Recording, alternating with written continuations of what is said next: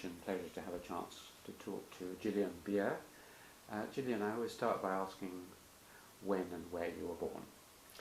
Well, I was born on a heath, in a cottage on a heath. Sounds like...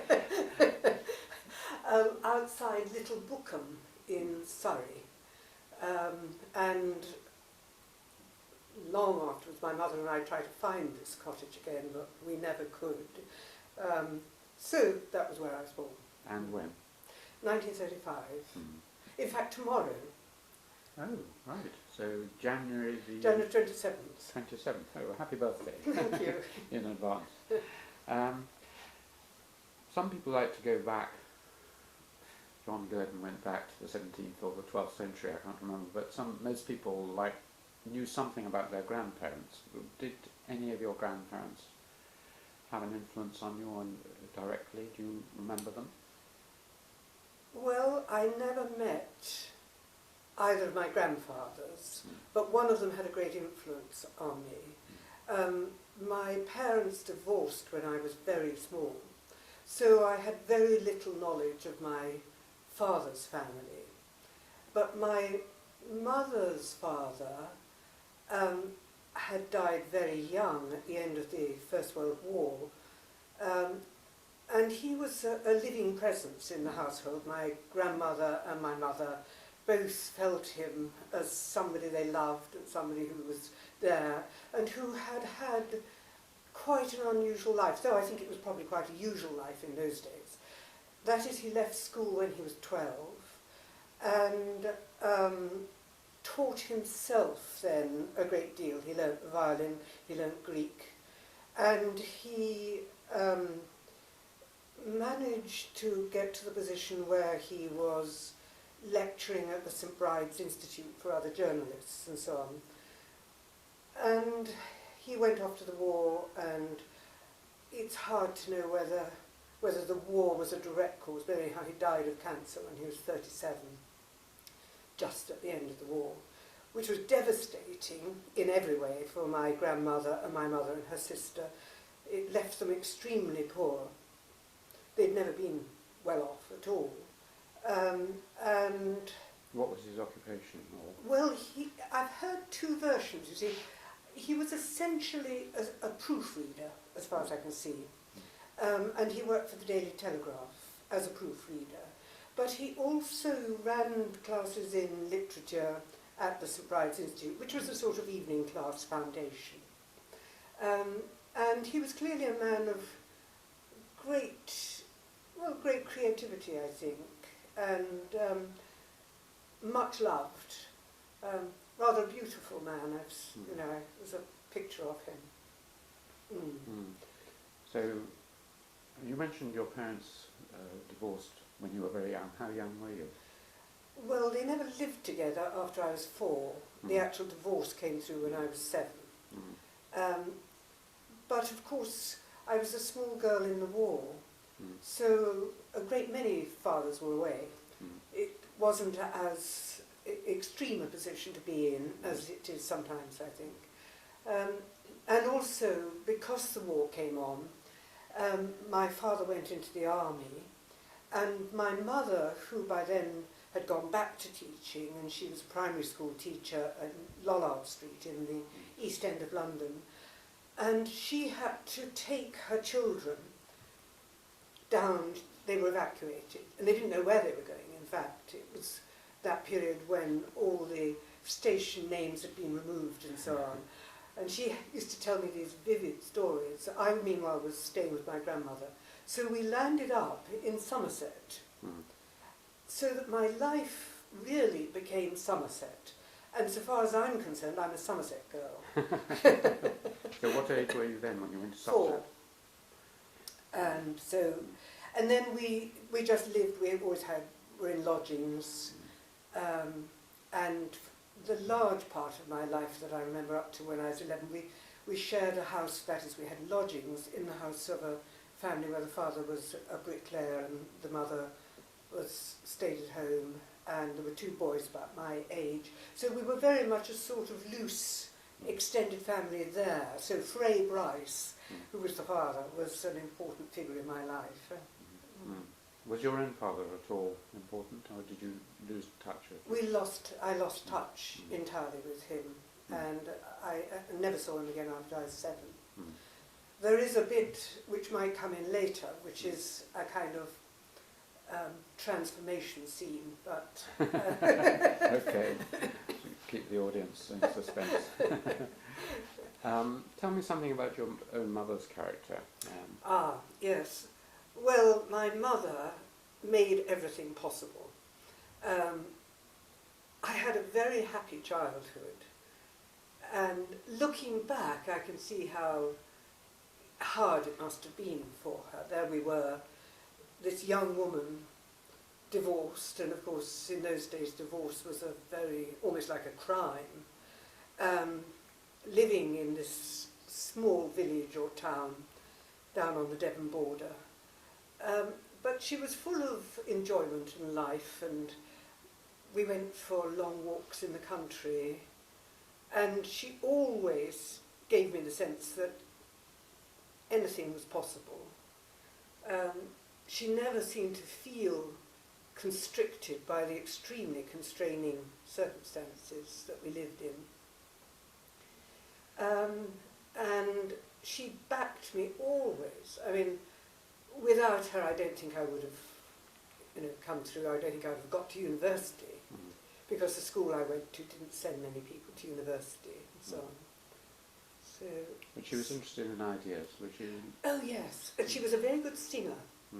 So one of the things I most remember from my childhood was hearing her practice chromatic scales.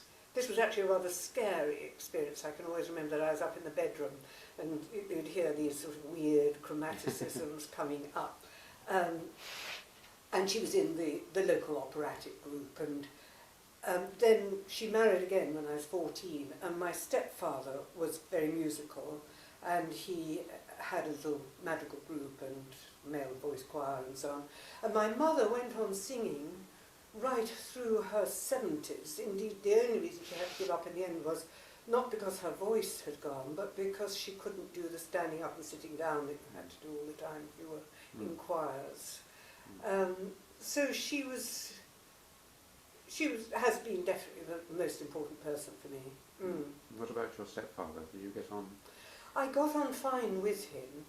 They were married unhappily only for 10 years because he died suddenly. He was quite a lot older than she was, and he was a sweet man. But of course the shape, therefore, of the life was that once he died, there was my mother and I again. Did you have siblings? Or? No. So it's just the two of you. Yeah. Very intense relation. Yes. But not oppressive.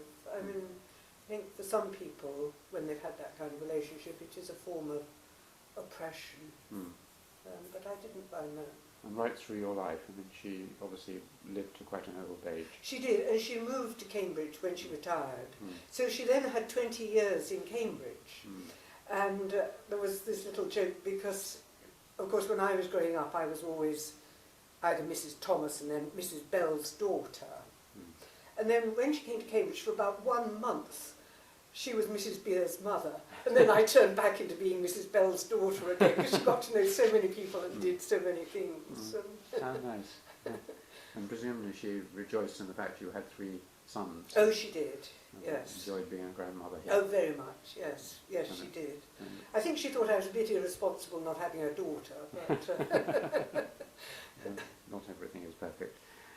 I mean, the first 4 years you were more or less in London, and do you remember any incidents or events from that time, or should we move on to Somerset?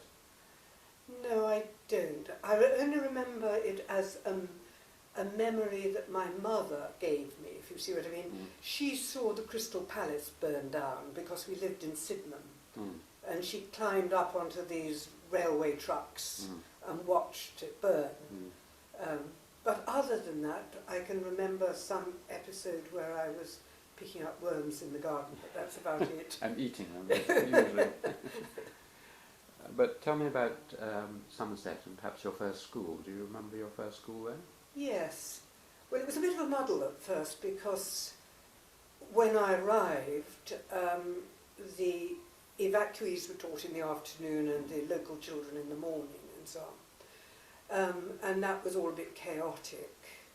And then I went to a little tiny sort of Dane school where we literally had those sort of bat with woodcuts.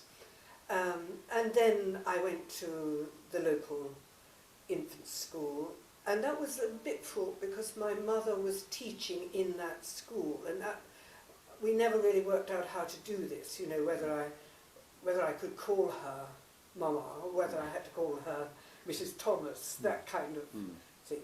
But anyhow, I was at the local primary school. We moved from Martock to Wiveliscombe, and Wiveliscombe was my chief place, as it were, and we were there, and so that was my first school, and you know, there were the boys' playground and the girls' playground, and all the marks of the time.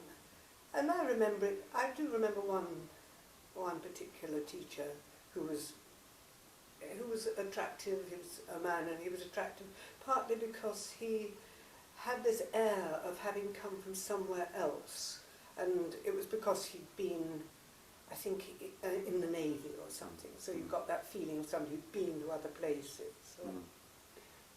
What age was this school? This was a preparatory school, or was it? Yes, it was through till 11. Yeah. It was a state school, through to 11, and a village school down near Devon. And then it was in Somerset, just on the border. Then what happened was that I took the 11 plus, and I evidently did well in the 11 plus. And I was also we were considered to be living in poor social conditions. Though actually, of course, we were perfectly happy because we were just lodgers in this house and didn't have usual amenities and so on.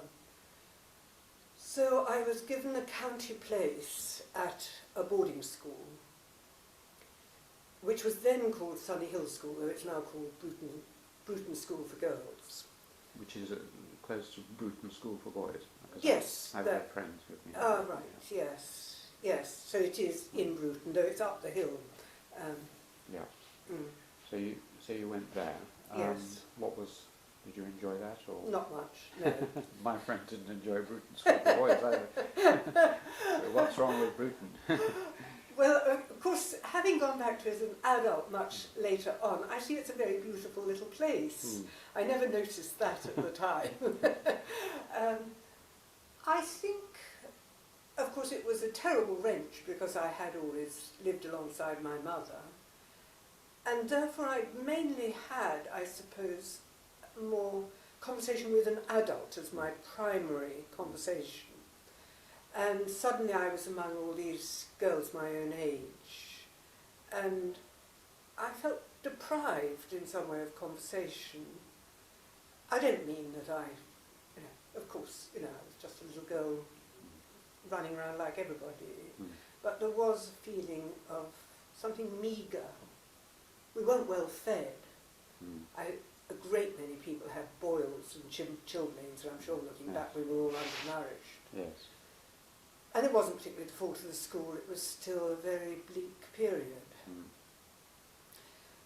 But, I survived, though I did have one big event that really changed a lot. I had a bad accident when I was 14, and it was one of these stupid accidents. The school was on a hill, and to get from the boarding house to the teaching, you went down this very steep staircase which went in fours. And we would all leap these in foursomes, which I did that day, and I went over backwards and really struck my spine very badly. Anyhow, I was off school for 6 months, and I wasn't well for another year, really, after that. And that did completely change my life. In some ways, it was probably the moment of opportunity for me, because I went home And by then my mother was married again. And I just read whatever Ma could get from the library for me or whatever. And I had no critical appraising capacity at all. I just read. So, for instance, I read a bit of Ibsen. So then I read all of Ibsen, all the way through, from the saga plays through to Ghosts, you know, same with Oscar Wilde. And looking back, I can't think how I came to choose these particular... Well, I didn't choose them, they just fell in front of my eyes. So then I read Shakespeare. I read Shakespeare. So there was this 14, 15-year-old girl who'd not been a particularly academic child, but in those circumstances I just built up this enormous ballast of reading. Do you have any kind of photographic memory? I mean, do you remember a lot of what you read from that period or not? When you talked about ballast, has it remained on board ship or...? Yes, I think some of it is still there. I mean, I still have quite vivid images in my head of, say, ghosts, though I don't think I understood ghosts at the time. I just didn't understand about venereal disease, and yet I saw that something tragic and ghastly was going on, and I can still see my mental pictures of that play. Yes, and it was a curious time. You must have been quite mature, because there is a theory that you can't really appreciate literature, etc., unless it somehow relates to your own experience and your... Yes. And for a 14, 15-year-old to have really gone on enjoying even Shakespeare, let alone Ibsen and so on, suggests that you were quite a mature young lady even. Perhaps so. I probably, because of having had, not a solitary childhood, because I had then, and I have always needed to have a great many friends. It's true that I'd had probably more leisure to read and think than a lot of children get. You know, I notice now with our grandchildren, where there are these three lovely children together, two of them twins, you sort of think, when do they ever get any solitude? I mean, they love it, and it's just a different kind of life. Were there any teachers at Bruton Girls' School that you remember? Oh yes, two in particular, very fondly. One was Miss Wilson, who was the French teacher, and she had been at Girton, and she was very emotional, and I can remember her sort of reading Lamartine with tears in her eyes and so on. But she was also quite brisk and comic.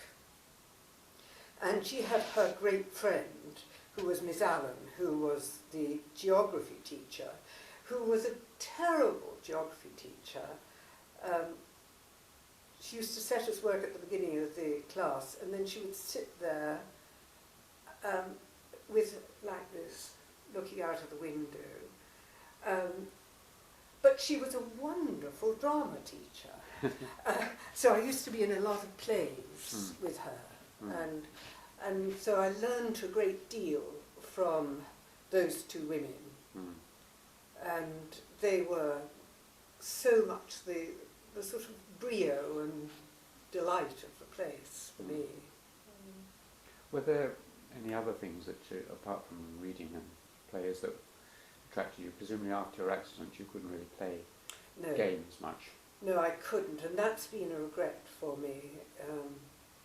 For one thing, I mean, it just meant that I'd never been a kind of very fit person. I've just, enjoyed life, but not done those things very much. You mentioned your mother's chromatic scales. This is also the age of compulsory piano playing. Oh, yes. Did you learn the instruments? Yes, I did. I learnt the piano up to quite a good standard and enjoyed it. And I started to sing. I've always done a great deal of singing. I've stopped now because my voice has dropped. But that was what I was in the school choir, and I enjoyed that. And then when I got to Oxford, I did a great deal of singing and acting still as well. Mm. More broadly, right through your life, how important has music been for you? Very important. Very important, yes. Both listening to music and taking part in choirs and in small group singing. I belonged to a small singing group for a good many years here in Cambridge, where we were about 8 up to 12 people, and I loved that. What was it called? It was called the Palestrina Singers, and we mainly sang Renaissance, some medieval, and some 19th century, from time to time, great big swoopy 19th century. But I also made friends outside the university through that a good deal. That was one of the pleasures as well. And is that period, that earlier period, the one you love most in terms of music, or you have Catholic taste? Well, I suppose I have reasonably Catholic taste, but I think I do have slightly severe tastes in music. Very Cambridge. Puritanical. Yes. So, sort of 16th, 17th, 18th century. Yes. Well, of course, when I say severe, you know, when you think about some of those madrigals, Monteverdi, Marenzio and so on, they're so full of passion and declamation and psychological twists and turns that when I say severe, I'd also have done a lot of singing of Gregorian chant, so I suppose I was thinking of that particularly. Yes, the form is severe, even if the content Yes. And any other hobbies at all? You didn't collect things, or? Yes, I have always bought pots. Have you? I started when I was an undergraduate, and so I have got quite a lot of pots, yes. That's interesting. I'll tell you why it's interesting later. So towards the end, presumably someone said, well, you're doing well and you ought to think about going to university. Is that what they said to you? How did you go to Oxford? Well, yes. Nobody from my school had gone to Oxford or Cambridge for 10 years. There was one woman, one girl, Virginia Brown Wilkinson. I used to hear about Virginia Brown Wilkinson all the time. But yes, I think they thought I should go to university. Again, I think it was probably very largely my mother who said, come on, you know, if you're going to university, why not try for Oxford or Cambridge? And I didn't get in. You tried both, did you? Yes, and I didn't get in. And, you know, I do think it was probably I was very naive. As I said, I was kind of in a cascade of literature rather than being very organised or good at responding to questions about it, because I hadn't really experienced that. But I think also it may have been because it was utterly it wasn't part of the school system so far as those universities were concerned in those days. It's a long time ago. This was about 1950. 54, 53, 54, because the great mercy was that St Anne's had a separate examination about 3 months later than all the others. And I got an exhibition. Strange. Yes. So you went for 2 examinations and yes. entry Yes. interviews and so on. So. No, I didn't get interviewed. No. Just nothing happened.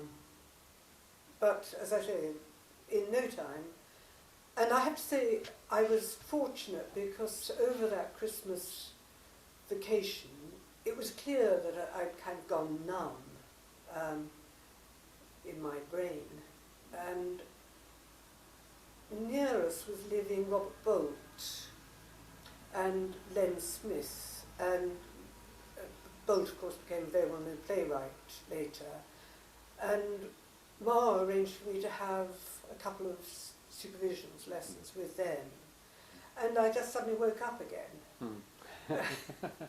Did Bolt remain a friend? Or? Yes, yes, he did. Mm.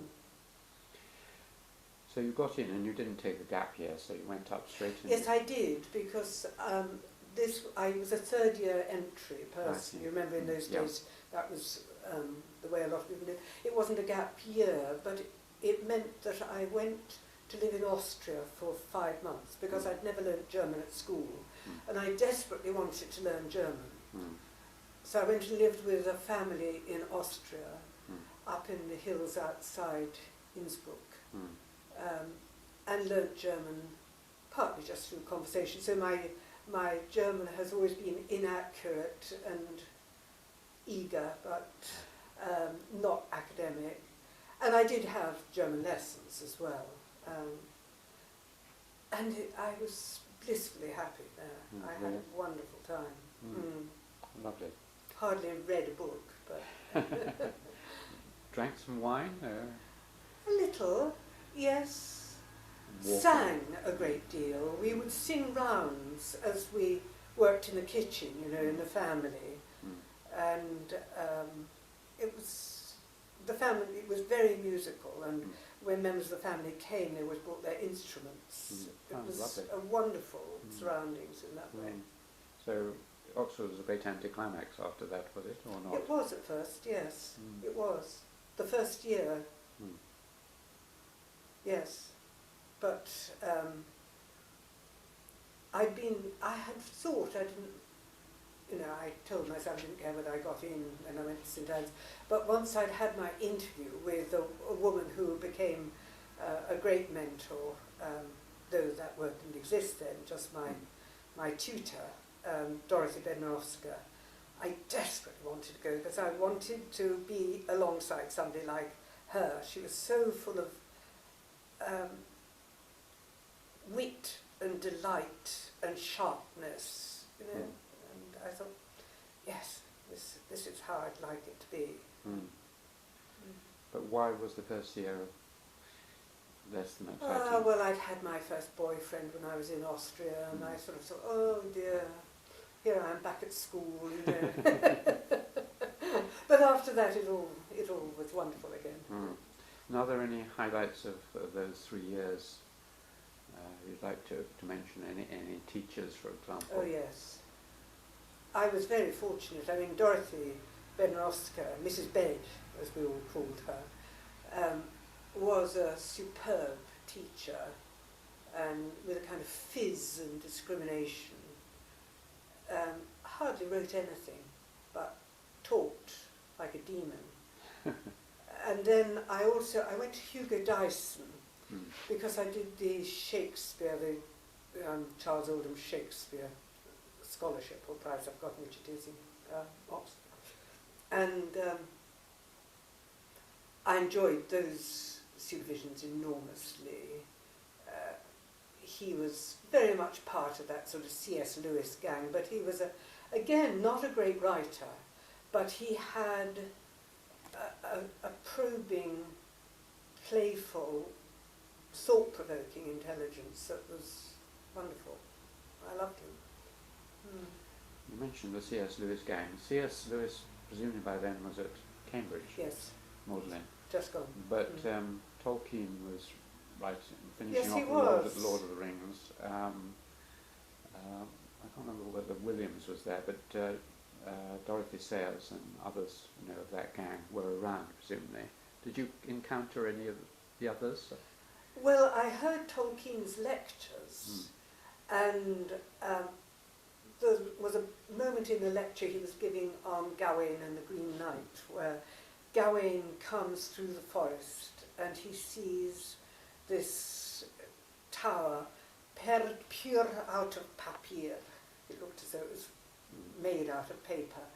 And he enunciated this with such sort of extravagance that I never forgot that.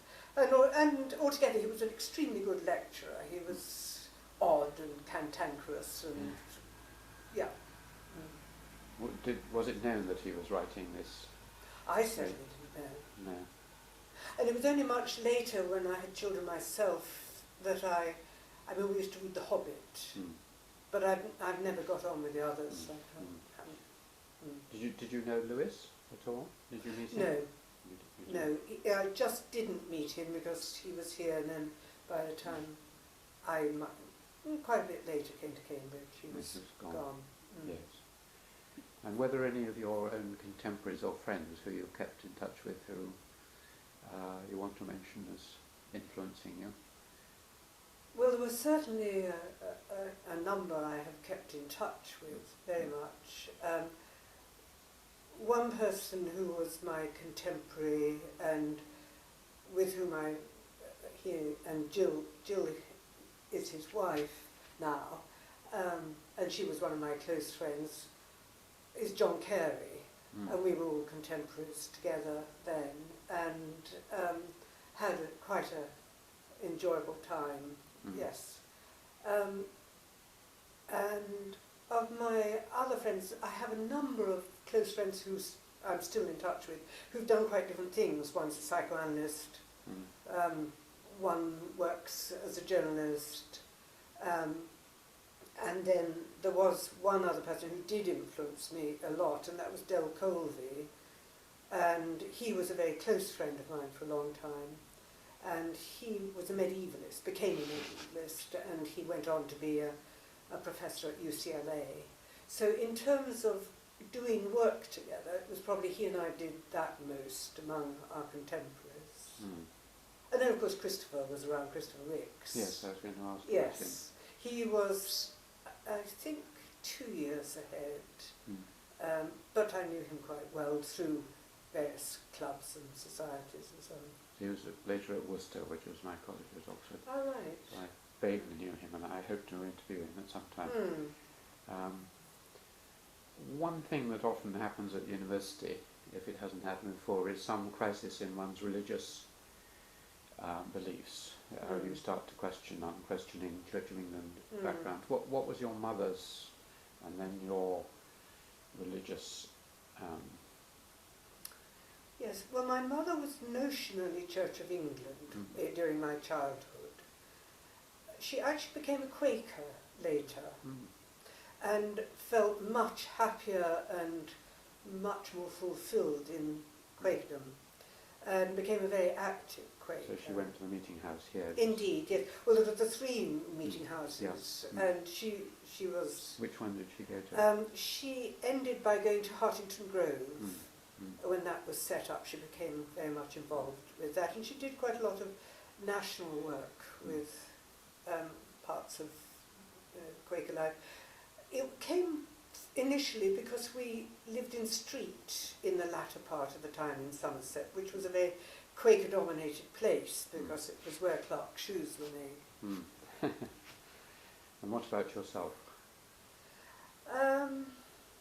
I think, like so many English people, I have a sort of joy in the music that's come out of it without having any belief in an afterlife or any of those or aspects of... personal God or... No, oh no, not a personal God. Though I have to say that my respect for Jesus Christ as a man, as an extraordinarily intelligent and creative, thought-provoking, endlessly thought-provoking man, has grown and grown. Just as a man? Yes. So, but you were never tempted by Quakerism? Or? No, I used to go with my mother quite often to meeting, and I have I like the whole Quaker setup very much, but I didn't continue going after my mother died.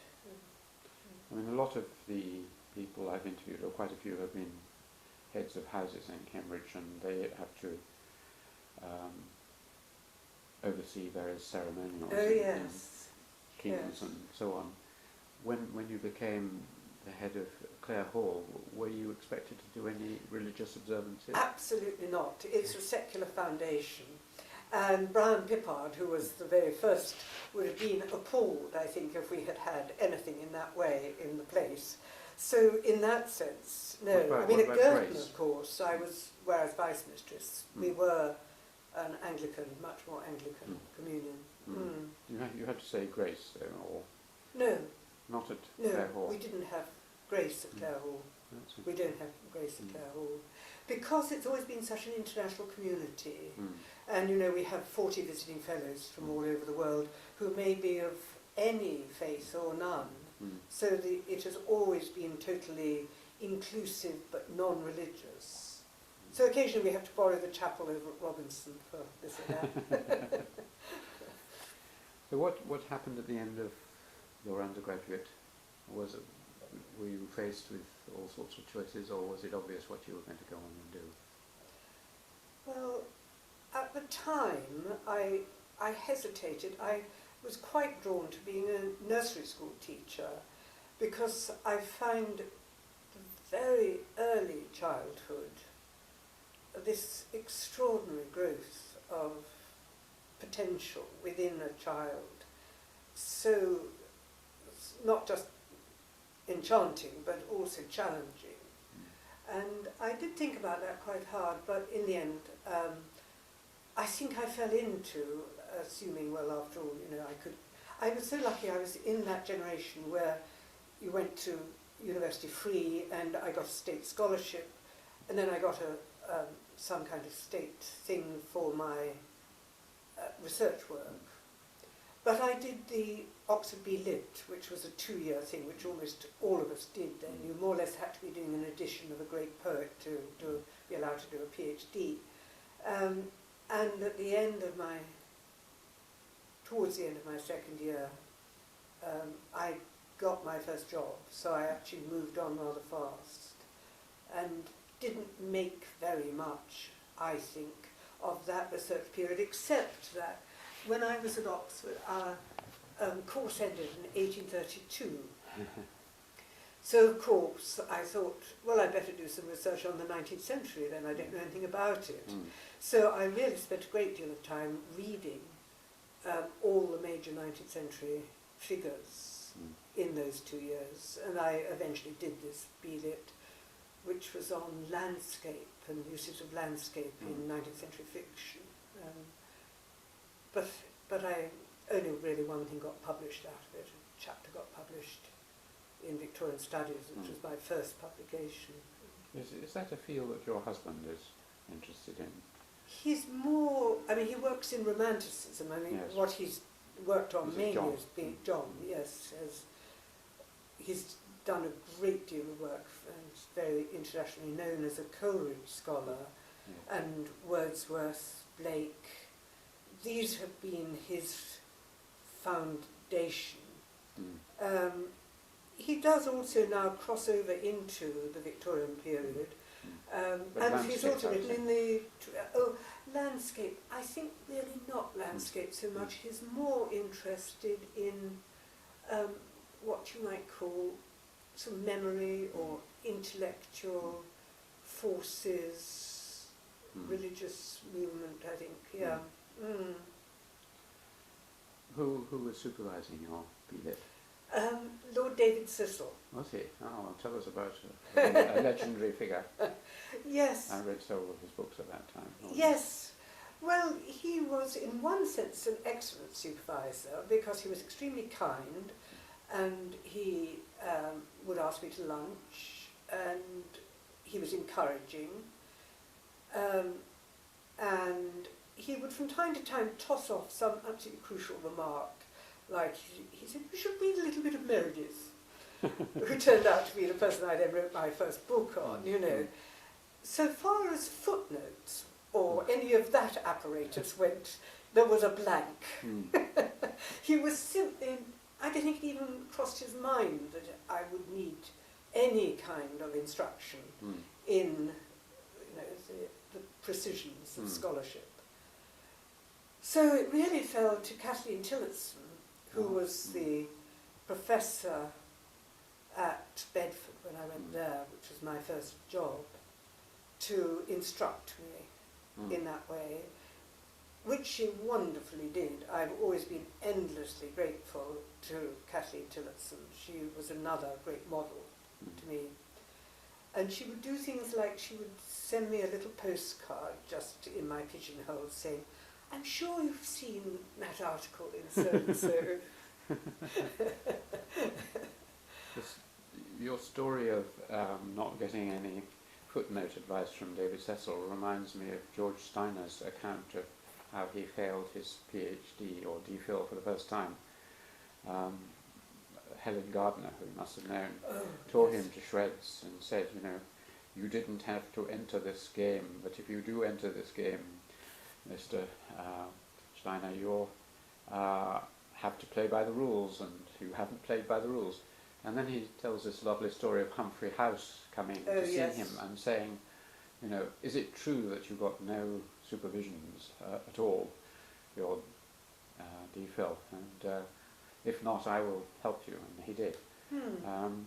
It sounds as if, the DPhil and even postgraduate research was quite a new idea. Yes. And it was rather frowned on by some of the older generation as an Americanism. Did you have that feeling? Oh yes, I did have that feeling. Helen Gardner was one of the great forces in my life when I was an undergraduate. I went to a marvellous class that she used to run, which was on editing Shakespeare. And she certainly, but of course she was a wayward person, and she did incline to take young women and drop them down from a great height. Did she do that with you? Or Yes. What does that mean, drop them? Well, it means that she, having been very supportive, she suddenly became extremely aloof and discouraging. And this wasn't something particularly unique to me. It happened to a great many people I knew, but particularly to young women. Which was sad, because some of my happiest memories of her, of Oxford actually, are lectures of hers and this class of hers, which was an education in itself. Unfortunately, it didn't matter to me because she didn't do anything desperate to my career, but she did to one or two people. Yes. I was at one time a sort of friend of Hugh Trevor Roper, and he used to recount battles with Helen Gardner. Yes. You presumably knew Humphrey House, did you, or not? Unfortunately, I went to his lectures my very first term, and they were fantastically good on Aristotle, on the Poetics. And he died that year. John knew the family quite well and knew Humphrey well, but I never did. But I do remember those lectures. So, at the end, you got a job straight away. Those were the days when one walked into a job. What was the job, and where did you I got an assistant lectureship at Bedford College, University of London, which was, of course, a women's college. Yes. Set in Regent's Park, and the English department was in this lovely Septimus Burton villa, which had gardens running down to the pond. And I enjoyed it very much. I was very happy there. And Kathleen Tillotson had this regime that she thought you should really teach everything. So I didn't actually teach any 19th century until my third year there, because she wanted me to just try my hand. She was your superior, was she there? She was the professor there. Yeah. She was head of department and professor. Looking back, I realised she'd only very recently become professor, but of course, you always imagine the person has been there forever in that position. And she was,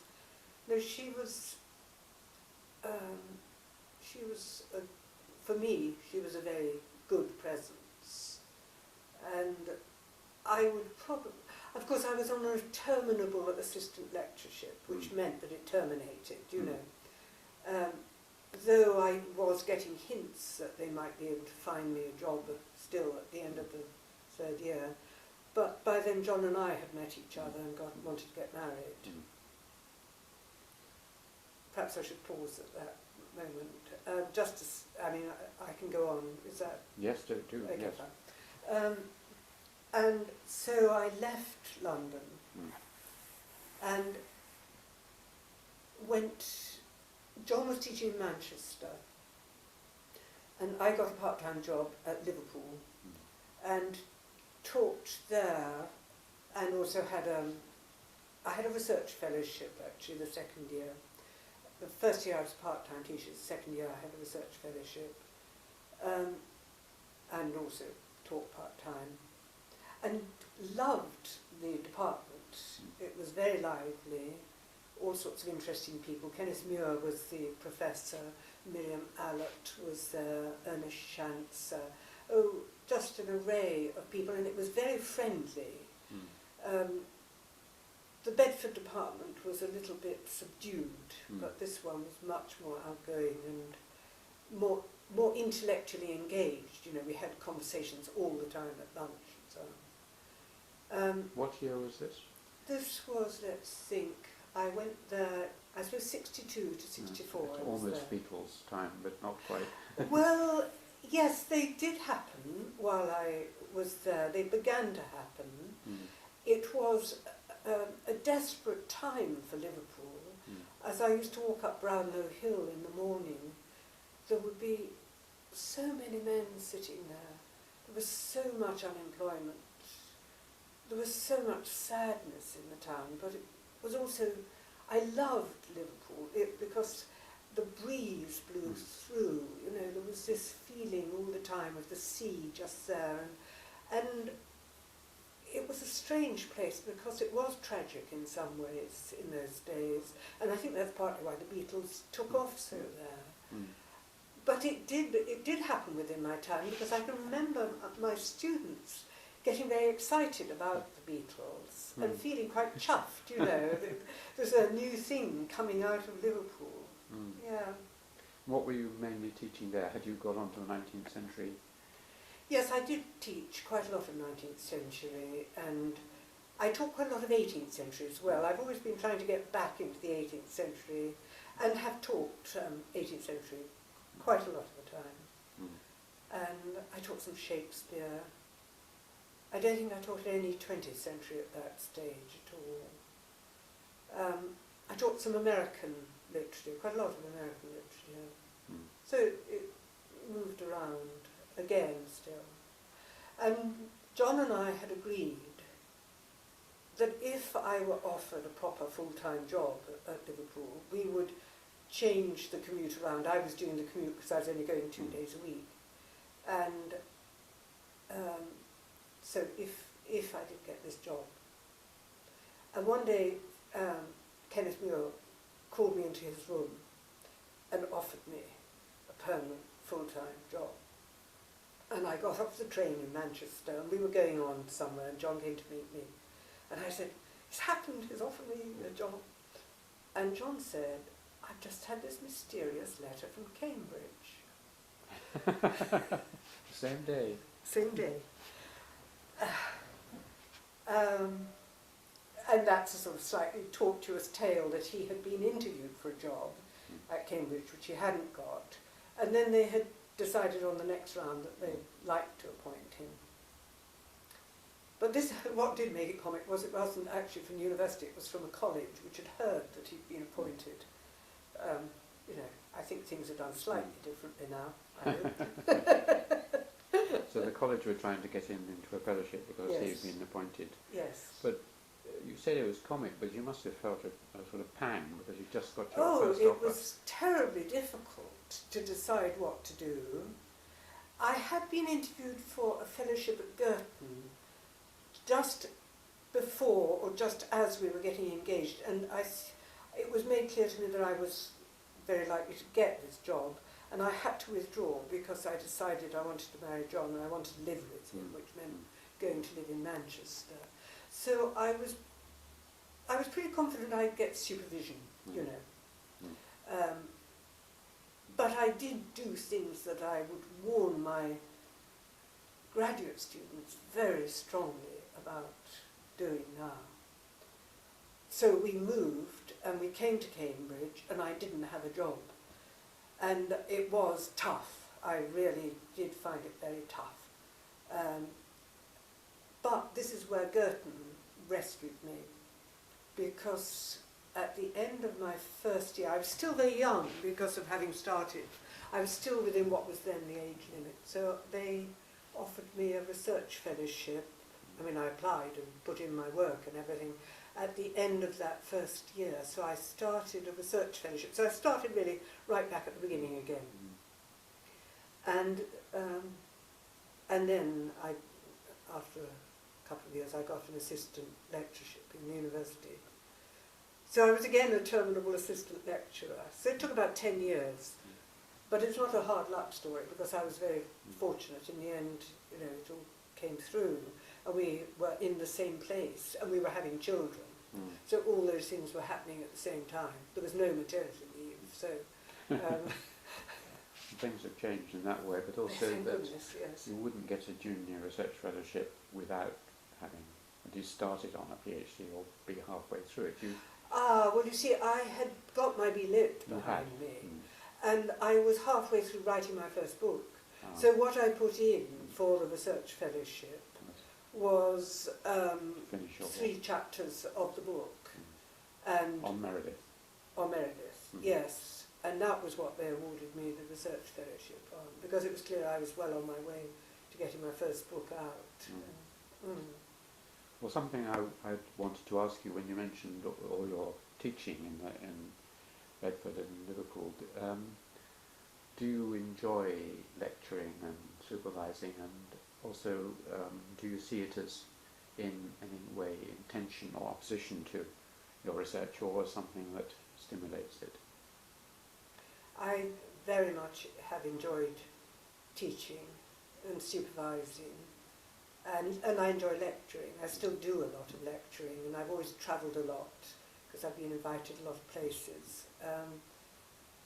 So I enjoy all that side of it, and of course there is the instant gratification at the end of the hour something has happened, whereas when you're writing it's a very long haul. It hasn't really felt as though it was in opposition to research, and in some instances it has provoked research a great deal. I mean, certainly the work I've done in the 20th century has come out of teaching, and the work I've done in the 18th century I think has mainly come out of teaching. I've written a certain amount about Richardson and so on. But the work that then emerged in my middle life, which was very much more to do with scientific writing in its cultural setting, I have never found a way of incorporating into my undergraduate teaching, but it certainly fueled a lot of my teaching with my PhD students. And my PhD students, of course, have been one of the great resources for me of my life in every way. I mean, just in so many of them are now long-standing good friends, and they also, the stimulation of their conversation has been invaluable to me, and you know, just being able to engage with people of different generations in that intimate, sustained way, because by the time you've worked together for 3 or 4 years, you really know each other's minds well, and it flowers, you hope, for both of you in different ways. How many PhDs have you supervised? Oh, I don't know. Really a very great many, because when I started as an assistant lecturer, I kept being handed PhD students who other people were tired of. And so I had 10 when I was still an an assistant lecturer. And I've always had a lot of PhD students, and I've always enjoyed it enormously. 10 was not unusual. It was very unusual in the faculty. But later on you would... I've usually had about 6 or 7, yes. Yeah. At least. About the same as I have, which makes up for about 40 through a career. Yes, yes, at least. And how widely are you expected to supervise? I mean, in anthropology you might be anywhere in the world on any subject because it's a small discipline. Yes. I mean, what would you turn away if someone said, 15th century, you'd say, too Oh early. yes, I couldn't do that. I'm utterly 17th ignorant. century, a bit too early? Oh yes, not for PhD work. I would expect it to be now in 19th or 20th century. In the past, there was a period when I did more work in the 18th century in the novel, and I did indeed supervise several people for their PhDs in the 18th century. But at that point, I was working almost entirely on narrative, so that in that sense, I could work on narrative in different periods. Yeah, and then I have written about Elizabethan narrative as well, but I wouldn't take on a PhD student.